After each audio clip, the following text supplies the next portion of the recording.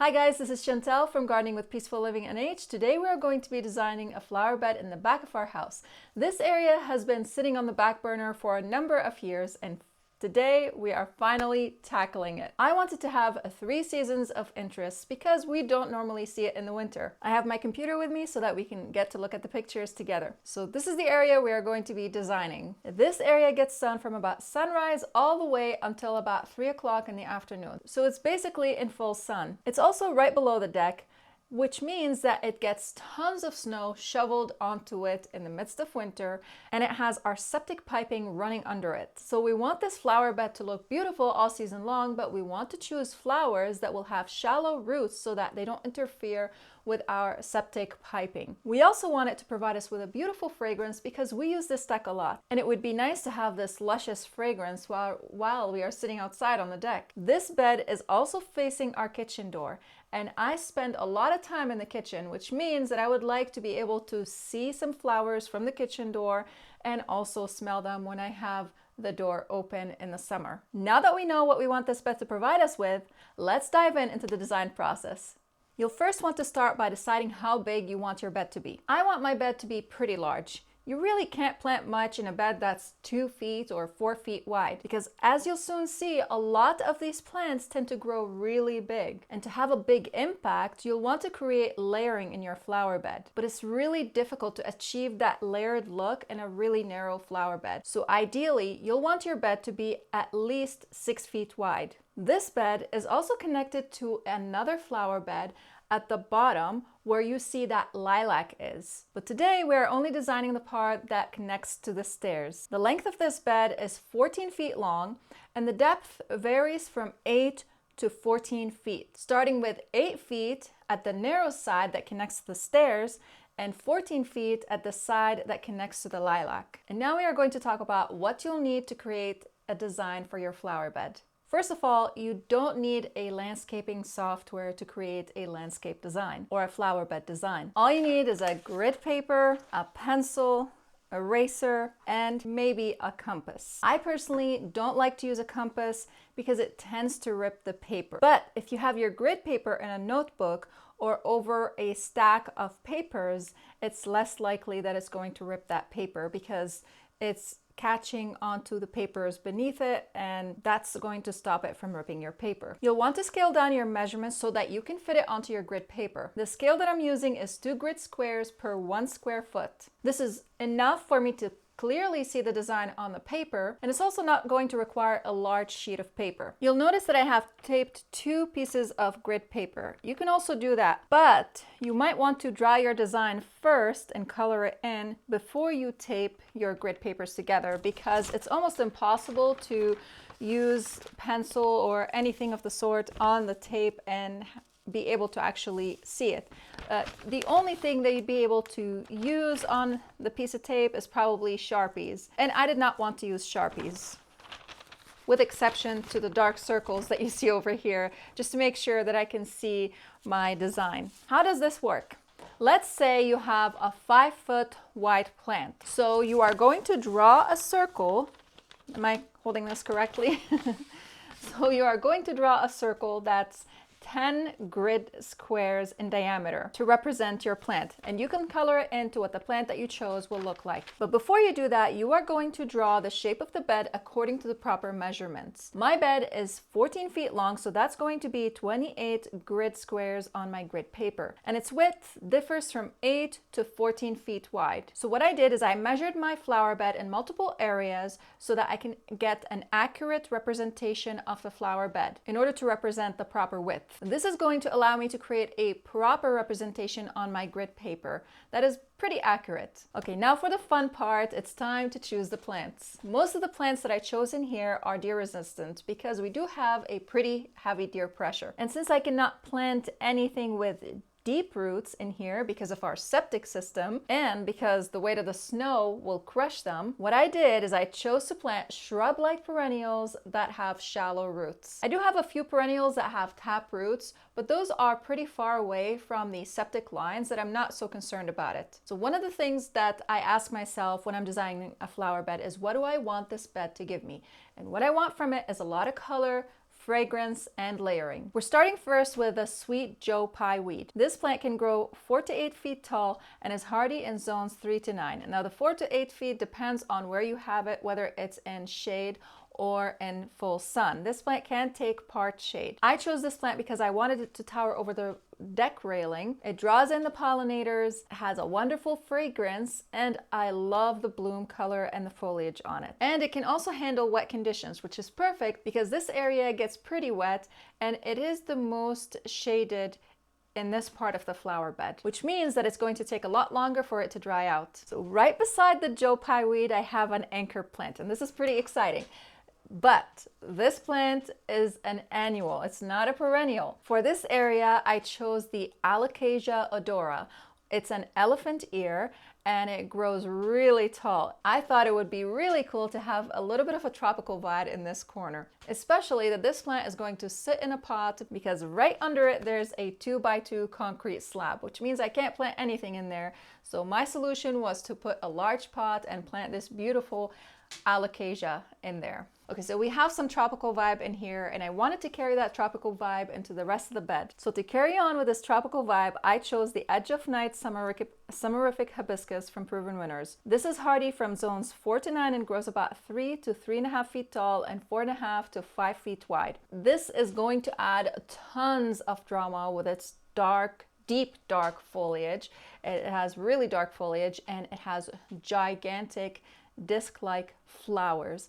You'll notice that I placed them in a swoop because I don't want them to look like soldiers lined up in a row. That's just boring. Placing them this way is going to add a bit of movement and character to your flower bed. So right between the Joe Pye weed and the Edge of Night hibiscus, I'm left out with a little bit of space. I chose to plant the Black Knight Delphinium. This is hardy from zones 3 to 7. I love the foliage texture on this plant and the large panicle of blooms and their deep purple color. I think that we are going to have a great contrast between the dark purple blooms of the Black Knight Delphinium and the light pink blooms of the Edge of Night hibiscus. This plant though grows about 8 feet tall, so it's definitely going to require some staking. I still have some space left between the sweet Joe Pye weed and the hibiscus, so I chose to plant the Ambassador Allium. And these will bloom in late spring to early summer and are going to be about 4 feet tall. So even if the Edge of Night hibiscus has put on all of its foliage, we are going to still be able to see the allium blooms because it's going to tower just right above the hibiscus. And you'll see that right by the edge of the stairs, we have a narrow space that is still open. And for here, I chose to plant a white blooming phlox. These are going to bloom in mid to late summer, and they are going to brighten up this dark corner up against the stairs. This corner does get pretty dark even though it's in full sun, but it seems like it's just this black hole.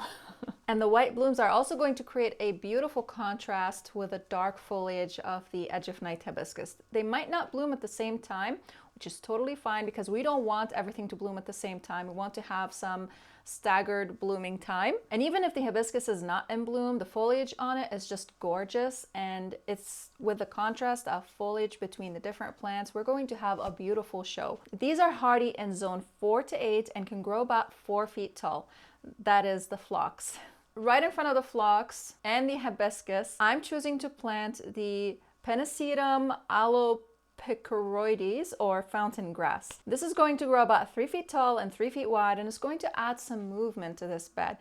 This grass will also put on beautiful plumes in the late summer, early fall. And if you wanted to, you could keep it in the winter as a winter statement, and it's going to add some texture and movement in your flower bed. However, keeping in mind that this area gets loaded with snow, this tells me that these Pennisetum are going to be crushed by the weight of the snow. So I will have to cut them back in the late fall. To the left of the grass, up against the hibiscus, I have some Tetra White Feverfew. This grows up to 18 inches tall and 12 inches wide. So it's a smaller plant and has beautiful double white blooms. I just love this plant, and I think the foliage on this plant is just gorgeous. It has these deep, dark, heavily serrated foliage, and It just looks good all season long. It's hardy from zones 4 to 9, and I have it scattered in a few areas of this flower bed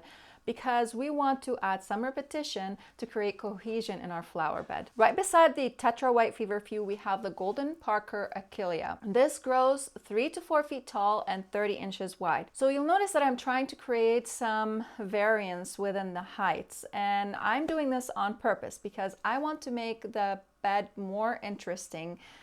If you just keep it all the same height, it's just going to be kind of boring, and it's going to all look like degrading, kind of in a stairway sort of way. And I don't want that. I think having some variance in the heights where you have some that are a little bit taller in the front, I think makes the bed more interesting. But I am choosing some plants that you'll still be able to see through them to the back of the bed. So these plants are not going to be blocking the rest of the plants. And even if they are a little bit taller, it's not that much taller. This Achillea is going to be hardy in zones 3 to 8. Right behind the Achillea and beside the hibiscus, we have the Baptisia australis, or false blue indigo. And you guessed it, it's going to be blue or purple. It forms these beautiful tall spikes of blooms in late spring, early summer, and it has a beautiful vase-like habit. But it does have a taproot. But because it's far from the septic pipes, I'm not too concerned about it. This plant is in the pea family, so it does have a dark bluish green foliage that is pea-like in appearance. And I mean the plant. And I think it's absolutely adorable. Right in front of the Baptisia australis, we have some Echinacea purpurea. And I personally love Echinacea purpurea. It attracts the pollinators like crazy, and it provides some wonderful forage for the wildlife. This is hardy in zones 3 to 9, and it's a long-lasting bloomer. It grows about 3 feet tall and 8 to 12 inches wide.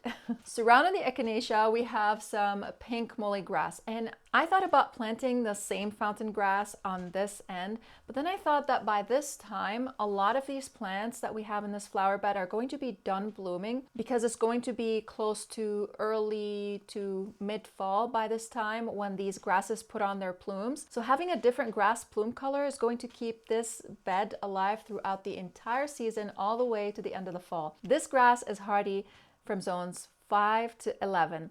And it grows about 3 feet tall and 2 to 3 feet wide. And finally, in the very front of the bed, we have some Nepeta mucinii and lamb's ear. Both of these are low-growing perennials, so they are perfect for the front of the border, and they both have a blue foliage. The Nepeta is going to bloom in mid-spring all the way to the end of the fall, as long as you deadhead it. And even if you don't deadhead it, it's still going to put on a lot of blooms, but it's going to look cleaner if you do deadhead it. Nepeta mucinii is hardy from zones 3 to 9 and grows about 12 to 14 inches tall and 12 to 18 inches wide. And the lamb's ear, or Stachys byzantina, is hardy in zones 4 to 9 and grows about 6 to 8 inches tall and 12 to 18 inches wide. And of course, we can't forget about the lilac. I have this as a huge anchor plant in this, and without it, I feel like this flower bed would be missing something. It's going to add tons of structure in the winter because it is a hardwood shrub, and it's going to add beautiful foliage in the summer and beautiful blooms in the spring season. It's going to bloom around mid to late spring, and the fragrance on this, oh, it's just magnificent. I love lilacs, and I put this shrub right here at the edge of the flower bed on purpose. One, it's far away from our septic lines, it's far from the snow load, and also I purposefully put it here especially for the fragrance, because in the spring when we go outside, I just want to be able to just smell this beautiful fragrance and just see the blooms. It's just so refreshing and so beautiful, and it's also going to provide us with some privacy to the rest of our backyard, because our backyard is pretty exposed. We are surrounded by houses over here all around us, even though, I mean, you probably might see it in some of the videos, but even though we have 2 acres, we are still surrounded by lots of houses, and I want to provide us with some privacy. Our house is kind of like in an open field, and it looks like you're sitting in a fishbowl, basically. All of these plants that I mentioned in here are wonderful pollinator attractors, so it's going to be a feast to our eyes as we sit on the deck and enjoy these beautiful flowers and the pollinators. And a lot of these plants also provide us with beautiful fragrance. And this is something to think about when you are designing a flower bed. You don't want to forget about the fragrance, especially if it's close to your house or if it's in a location where you are constantly walking by or you have visitors that are just passing by there. It's just nice to think about this touch, because I feel like this often goes unnoticed when designing a flower bed, or not thought about. And I think it's super important to think about that. We are going to be putting this bed this summer, Lord willing. So stay tuned so that you can see how this bed is going to turn out. I can't wait to put it together. I'm super excited. And I hope you guys enjoyed this video, and I hope you found it inspirational. And now you feel confident enough to design your own flower beds and get that creative bug going. Thank you guys so much for watching, and I'll see you again in the next video. Bye.